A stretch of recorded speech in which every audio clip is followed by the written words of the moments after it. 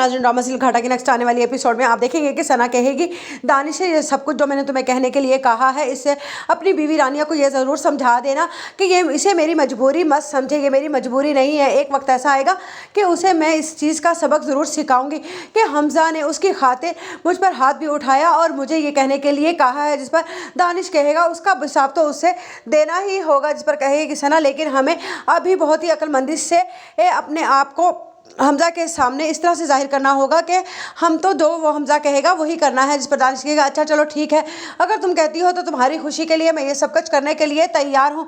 उधर रानिया कहेगा जब दानिश के उधर सना को बहुत ही परेशान कर रखा है हमजा ने, और तुम हमजा से कहो कि अगर मर्द है तो सामने मैदान में उतरे, यूँ सना के कंधे पर रखकर बंदूक ना चलाए। जिस पर रानिया कहेगी अगर तुम में हिम्मत है तो तुम ये बात हमजा से खुद क्यों नहीं कर लेते। जिस पर कहेगा हाँ दानिश कि तुमने क्या मुझे इतना कमज़ोर समझ रखा है, अगर मैंने तुम्हारे हमजा की जान ना ले ली तो तुम मेरा नाम बदल देना। जिस पर रानिया कहेगी तुम उसे कुछ नहीं कह सकते, तुम सिर्फ बातें ही कर सकते हो।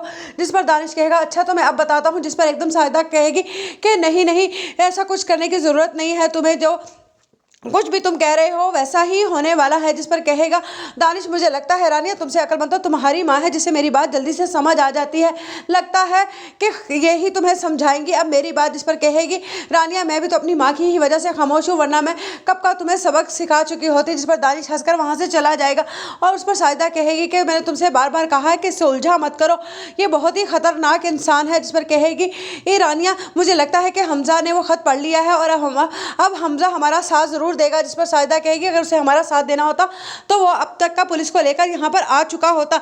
जिस पर एक लम्हे को तो रानिया सोचने पर मजबूर हो जाएगी। उधर कहेगा हमजा सना से कि तुमने मेरी से बात की है कि नहीं दानिश से। जिस पर कहेगी सना कि मैंने उससे बात